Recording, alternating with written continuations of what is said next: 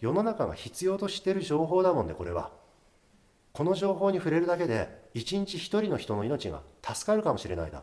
もしこれが100万人視聴されるチャンネルになったら、このチャンネルを見て命が救われたって人が何百人何千人って出てくると思う。一日によ。でそれを思ったら、自分がねちょっと睡眠時間だとかバージョンアップさせりゃいいだけだと思う。たまに自分の能力の限界に挑むっていうのはやっていいと思う。私はそれを定期的にする必要があると思ってる、人間は。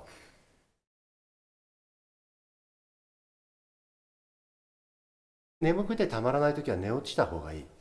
でこれはもうわしらルールみたいになっていて、もう眠い時には寝落ちする。そうするとね、そちらにいるトレジャー、兄さんとかは好きなことお昼寝とか書いてた人で、その好きなかつて書いてた。それ覚えてる。でね、好きなことお昼寝って人間としてどうなんて思ったりするんだよね。この人、結構経済活動だとか、ね、について学んでいた方が、この人バリバリの企業投資になった時に好きなことをお昼寝シエスタで通用するんかいみたいに思ってた。それはね、結構お昼寝した後冴えてるの。お昼寝した後天才的なアイデアとかを出してくるの。だからやっぱり緩めるのって大事だなって。ずっとバネが伸びちゃってるとね、バネが伸びちゃった状態になると弾力がなくなるから、だから弾力を保てる程度で、というか弾力が保てるように寝てます。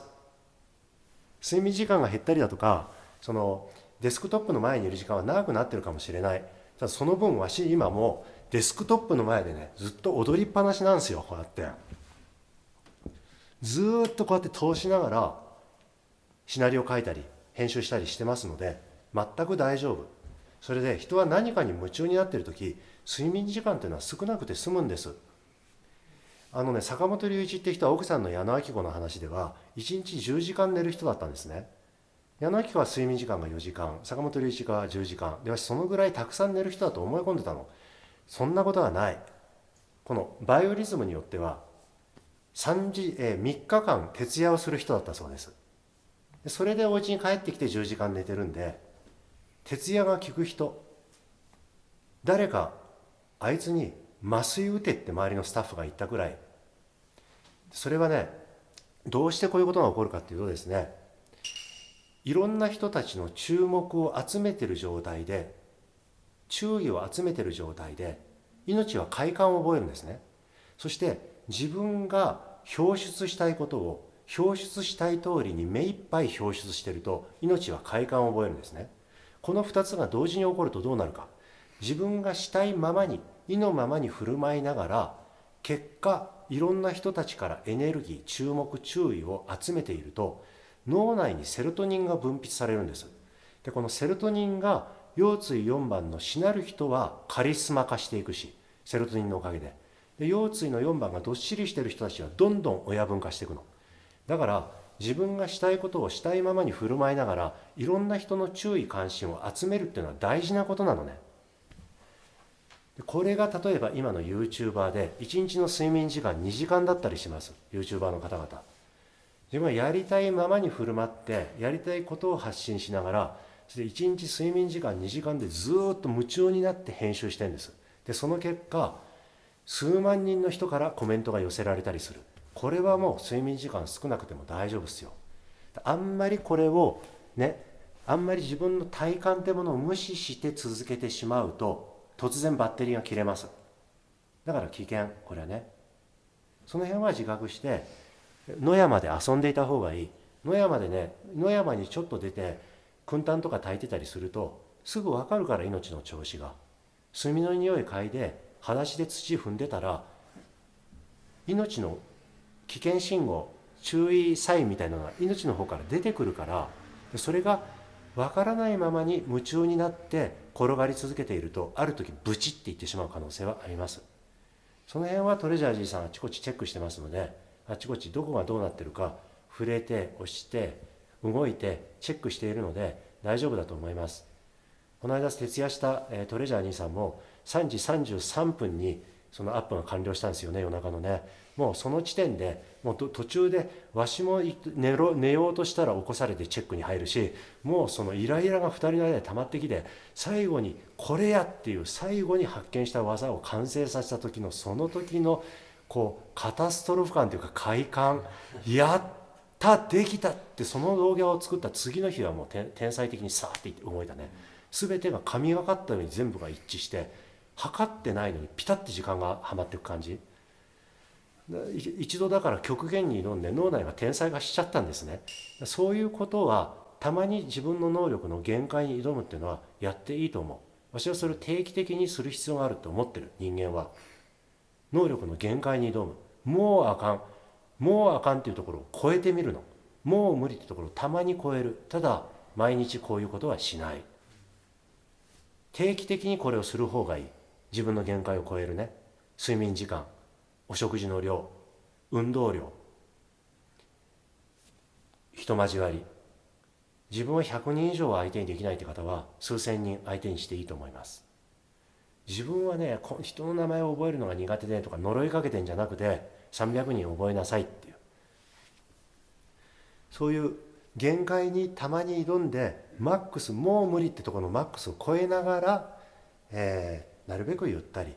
だって睡眠時間が足りてないぐらい、お食事する時間がないぐらい、トイレに行く時間がないぐらいとか言いながら、お風呂しっかり入ってるし、で今このぐらいやっておいていいって思ってるんです。今しきりとうなずいておられるそのスタッフの徹夜した方が、このぐらいやっておいて能力を伸ばしておいて、そしてやっぱり世の中が必要としている情報だもんで、これはこの情報に触れるだけで一日一人の人の命が助かるかもしれないだ。もしこれが100万人視聴されるチャンネルになったら、このチャンネルを見て命が救われたって人が何百人何千人って出てくると思う。一日によ。でそれを思ったら、自分がねちょっと睡眠時間だとかバージョンアップさせりゃいいだけだと思う。だからこの機会を生かさせてもらって、100万人の人が見て、100万人の人が見て大丈夫なクオリティって口癖みたいに私はいつも言ってる。100万人か、これで100万人かって。その100万人の人に見ていただける、その100万人の命に関わる動画を作るにあたって、わしらもバージョンアップ中。苦行じゃないよ、夢中だから。夢中になって力を伸ばしてるって実感があるもんでできるだ。たまにブチ切れそうになりながら、やっぱりそこでちゃんと能力が伸びるだ。そういうふうに睡眠時間を減らすのはあり。ただしたくもねえことで頑張って睡眠時間を減らすっていうのは、脳がどんどん劣化していくので絶対やめてください。したくもねえことで連日睡眠時間を減らすのはなし。総合的な人間の能力が全部劣化してしまう、これやると。よろしくね。夢中になっている時、少し限界に挑んでみるのはあり。そしてたっぷり眠ろう。たっぷり眠るのが大事。朝怠けてますよ、結構。私も朝1時間ぐらいずっとあちこち棚そいでチェックしてたりするもの。いかがでしょうか。わかりました。それで、はい。まあ、やりたいことがあって、なんだろう。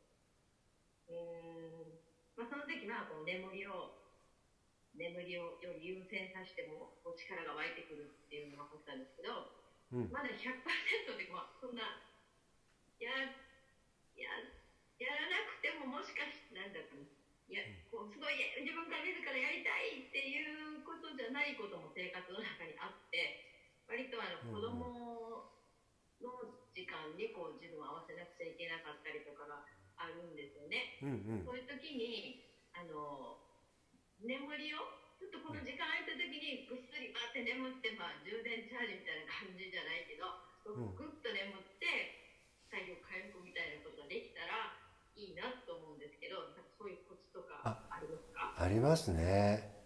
それはもうね、人間の能力をバージョンアップさせるのにお母さんになるっていうのは最強だもんね。だって自分の都合じゃなくて、もうしょっちゅうこうしてああしてママママ、ずーっとそれ一日中言われてるわけでしょ。これはバージョンアップするって。まさにね、見たから開きながらお子さん育ててる方っていうのは最強になっていくと思う。臨機応変ってこと、臨機応変能力を身につけていくってこと。それがあまりに長いとゆっくり休めなくなるってことなんだよね、お母さんがね。ゆっくり休んだり、お母さんとしては少し子育てをしていく上でも自分の能力を伸ばしたりだとか情報を得たりもしたい。時には話題になっている YouTube のねチャンネルとかも見てみたい。その時間が取れねえだよね。その時間が取れねえと思ってた方はその時間をちょっと生み出すコツあると思います。いかがですか？一つはね、預け合う。預けるだ。誰かにある時間預けるだよ。うちなんかはそういうふうにしてます。預け合ってるだ。そちらの子をこちらで遊んでもらって、でこういう時はこっちの子そちらで遊んでもらって、でそれで寝るっていうよりも横になって暖かくして目と仙骨に棚添えたりしてます。寝なくていいだ。全身の力をもう全体重が床にべちゃーっと、今床に触れてるところに全体重が落ちてるイメージしながら、楽にまこと乗って棚添える必要があるところに棚添えるだ。そうやってわしね、時々充電してます。合間合間に、作業の合間に、もうここは休んだ方がいいっていうところでバタッといって充電してます。その時に必要な音楽を聴きながら、ほとんどの場合がいわゆる譜面音楽、ベートーベンとかです。大好きなベートーベンとかフォーレだとかラヴェルとかのね、休み取ります。でそれをちゃんと自分はここからここまで休むでねって宣言して預けて休みます。いけそうでしょうか？力を抜いて棚据えてるというだけでもこう回復をするっていうことですね。今のわし見てください。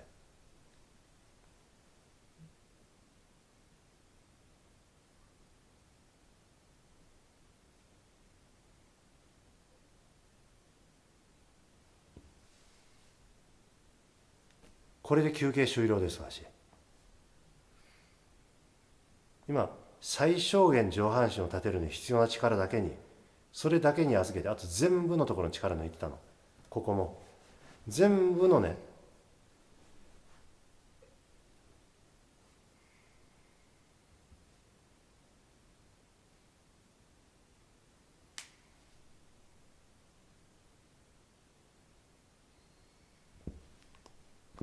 これで休憩終了。こういう具合にインスタントに休憩取ったりします。これは静かな方の休憩で、静かな方の休憩ではこうやって完全に力を抜いて意識をの範囲を拡大します。空っぽにするっていうのが、パッて意識宇宙サイズみたいな。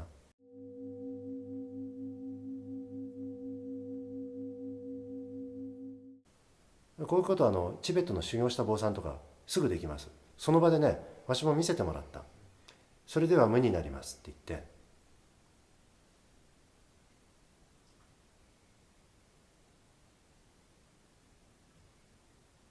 はいって言って戻ってくるっていう、その空のスケールがやっぱり長く長く禅定メディテーションをしてた方、動いて作業をし、じっとして極限作業とか極限体力使う極限作業とかあるんで、そういう最中に一瞬息抜きして全身のエネルギーをザッてこう下に落として、でそして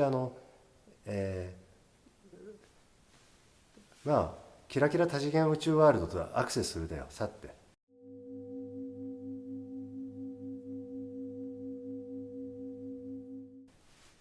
でそれでまたチャージしてっていう具合に、まあいろんなエナジーワークとかであるさ。それ一瞬でバッてこの中に入れてさっと通して、セブンエイ通してさっと、そうやって3秒チャージとかもあるのでちょっと試してみてください。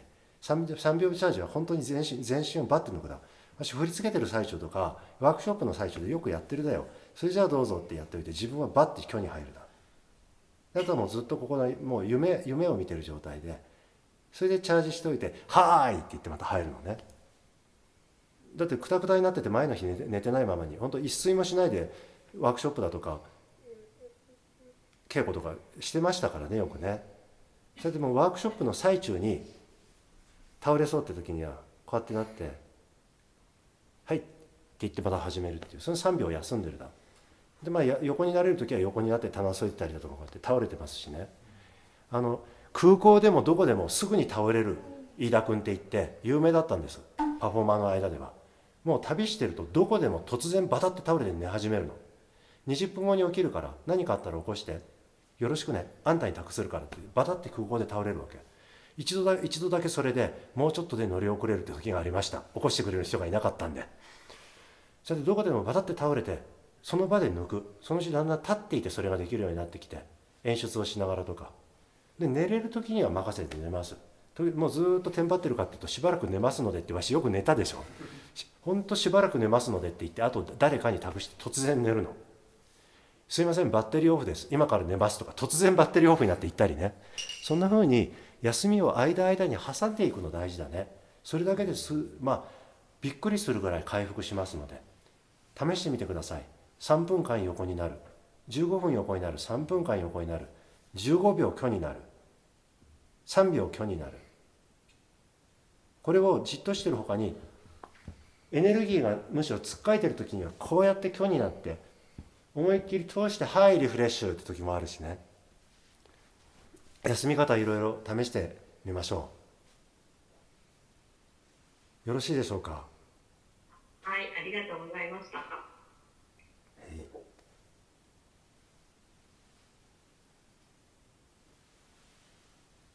実ははい、ありがとうございました。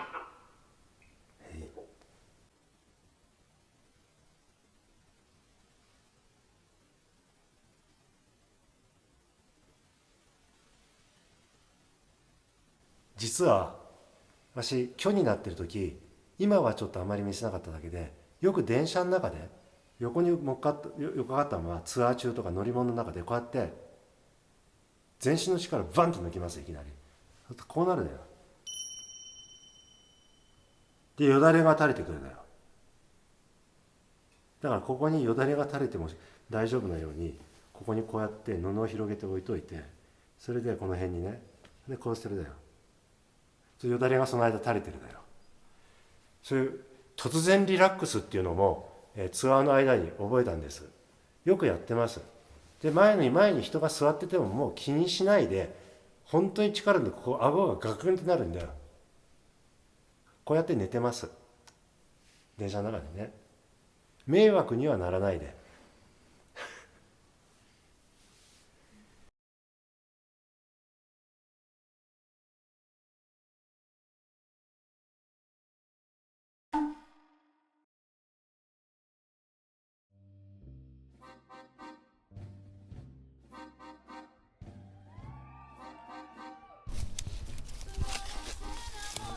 この梅の木の根元に菊芋さんがたくさん埋まっている。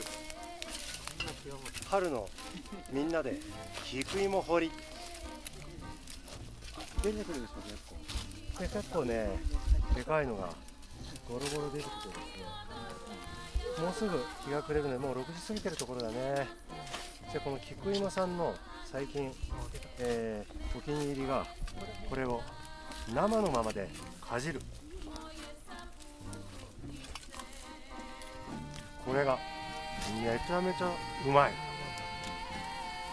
究極はね、菊芋はやっぱりね、究極は生のまま丸かじりの、何にもつけなくてもお菓子として美味しいので、フランス語の方ではこれじゃがいものことをポムドゥテーグ、土の中のリンゴっていうのね。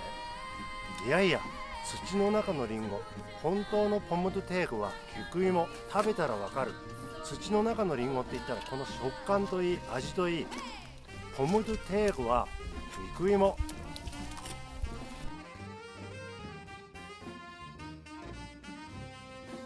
ここが最初の菊芋の、その後4カ所さらに広がって、今や菊芋5大陸みたいなところに、これが、全体の始まり、アフリカ大陸みたいな感じですね。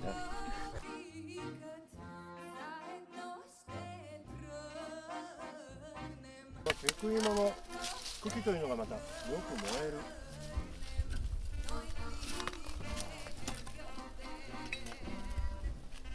出ました。新潟名物、夕暮れ時の焚き火。もう梅の花に菊芋の味、ねえ、花に芋にファイヤー。なんという状況なのだこれは。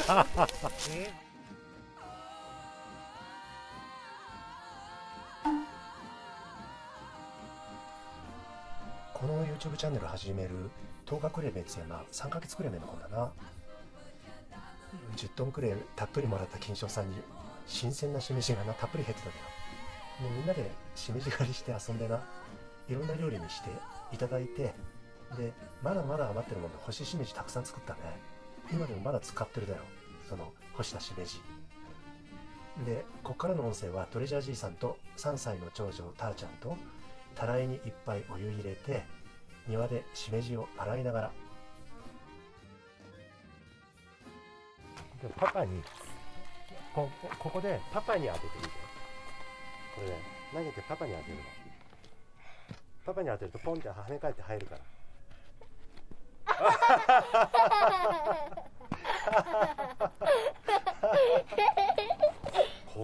これはね、チームプレイっていうんだよ。こういうのチームプレイ。これだったらきっと入るから、パパに向かってこうパンってパパに投げるの。はい、パパに当てたら入るから、これで跳ね返って入るから、はい、チームプレイ、チームプレイ。はい、パパに投げる。はい、入った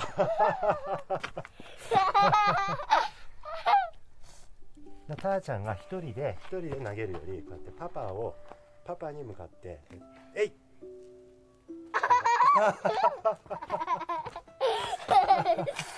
ね、パパとこうたーちゃんが投げてパパがキャッチして落とす。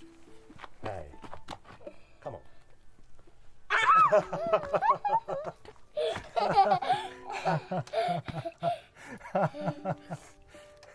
はいね、なるべくね、一人で頑張るよりは、ただ一人で頑張るよりはこうやって、はい、入った。一緒にね、力合わせてこうした方が楽しいんだよね。力合わせるやり方をね、発明するんだよ。自分で考えて、一緒にこれだったら一人で頑張るよりもこっちの方がいいぞっていう、そうやり方がある。始まりますよ。はい、どうぞ。あれ、はい、じゃあもうちょっと開くから。はい、入った。ほらね、力合わせる。大人の言い方で言うと協力ですね。分業ですね。はい、どうぞ。入った。見た？パパはほとんどこうやって立ってるだけだからね。はい、思いっきり投げて、もっと離れたとこから投げて。はい、どうぞ。しめじをポン。届いてない。パパのところ思いっきり投げつけてよ。はい、しめじをぽい。はい、パパに向かってこうバーン投げて。よし。跳ね返ってね、一人でそれぞれ一人でバラバラに頑張るよりもね、こうやっていきますよ。力を合わせていった方がいいですね。力を合わせる。はい、今どうなった？こっち飛んだ。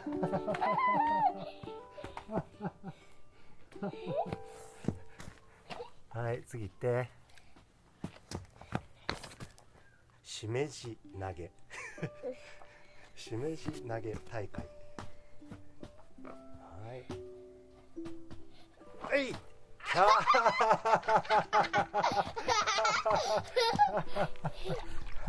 ちょっともうこれ全部洗っちゃおうか。そしたら洗ってこっちのカゴに移しちゃう。たーちゃんさ、まだそこにあるよ。たーちゃん、それも全部。それもパパこれから切るからまた手伝ってね。はい。じゃ今度投げよう。また投げよう。また投げてこのカゴの中にしめじ入れしよう。あれ間違えちゃった。あれ？こっちに入れた？これ？こっちから入れた。パパこっちだったので、たーちゃんこっちだった。あ、そうだ、それ間違えたじゃなくてな、こういうのは入れ替わったっつうだよ。な、間違えたじゃねえだ。入れ替わったっつうだ。はい。またね、パパがあったかいお湯汲んでくるからね。これ？うん。はい。たーちゃん何でもできるね。はい。たーちゃん何でもできるでしょ。ほら。しめじ投げられるんだからさ。あんな離れたとこからしめじ投げてさ、このカゴ入れられるんだからさ、たーちゃん何でもできるよ。よかったね。こっちの方があったかい。こっちの方があったかいね。上の方ね。下の方が冷たいんだよね。はい、これで全部です。じゃあまたたーちゃん、パパに今度しめじを渡してください。これからしめじまた。あ、それは持ち上げられないじゃん。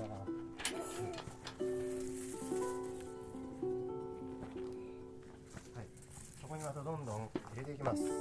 じゃあたーちゃん、こっちの方からこっちの方にしめじをポンポンってこっちの方に、でこっちに置いといてください。この辺に。はい、ここパパ包丁持ってるからね、指切られないようにしてね。はいはい、こっちに置いてね、こっちの方置いてね。ねえ、こうやってね、パパにしめじをこうやって、はい、そういうことをこうやって渡してくれる。これできるんだったらもうたーちゃん何でもできるからね。はいはいよいしょ。はい、今のいいね。今そのちょっと高いところもじって。はい、これいいね。あ、やっぱ踊りながらがいいですね。はいちょっとその時にたーちゃん、この時に、こういう時にえいって言ってみて。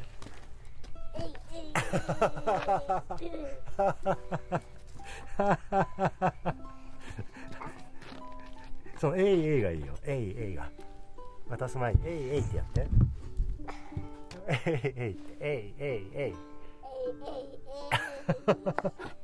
それができたらもう何だって踊れるよ。はいえいやってよ。しめじえいしめじえいってやってみて。しめじえいできない。悪いよ。はい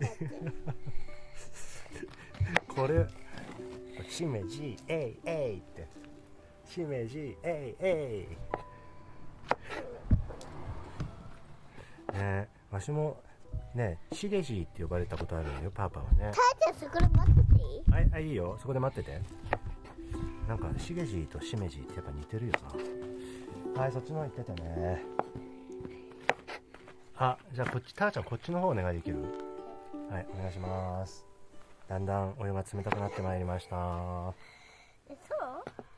う？うん、冷てないよ。大丈夫？あったかい？ほら。おー、しめじが冷たいんだね、これ凍ってるからね。はい、じゃあパパもそっちの方行こうかな。キノコがね、しめじちゃんがね。あっちの方もしようか。あっちの方も？あ、じゃあそれパパあっち行くよ。パパがあっちしてターちゃんがこっちするの？うん、どうですかそれは。いいですよ。はい、じゃあパパはこっちの方にこう来てね、これ場所入れ替わるって入れ替わる。今まで女の子だった人がね、男の人になったり、今まで男の人だった人が、じゃあ洗っとくね。はい、洗っといてね。はい、入れ替わる。はい、洗っといて。そっちもどんどん投げちゃうよ。これ100発100中だからね、パパ。ポン。はい、しめじポン。ターちゃんが混ぜる係の人だよ。何混ぜる係？うん。混ぜる係ね。はい、ポン。はい。はい。空飛ぶしめじがポン。はい、空飛ぶしめじがポン。あはぶつかった。ターちゃんね。うん、たーちゃんにぶつかったじゃん。たーちゃんさ、こうやってゆっくりこう行っていくのと、ね、空飛ぶのとどっちがいい？そうだと。空飛ぶ。たーちゃんはゆっくり歩くのと空飛ぶのとどっちがいい？たーちゃん。ゆっくり。ゆっくりか。はい、行くよ。空飛ぶポン。はい、空飛ぶポン。天地返しみたいでしょ、こう。そう、ちょっと天使返しみたいだね。お醤油の天地返しとなんか似てる。ポン。はい、行きますよ。ポン。ポン。いいよ。はいいよ。ーい。行くでね。いいよ。ポン。はい。はい。いいよ。ポン。いいよ。はい。空飛ぶ納豆、空飛ぶしめじ。たーちゃん、空飛ぶ納豆と空飛ぶしめじとどっちが好き？しめじ。はい、いいだしめじポーン。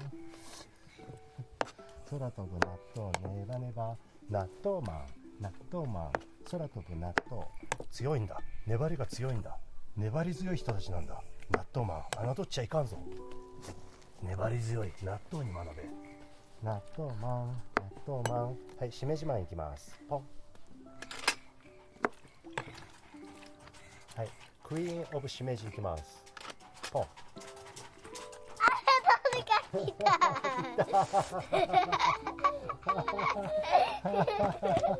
なんで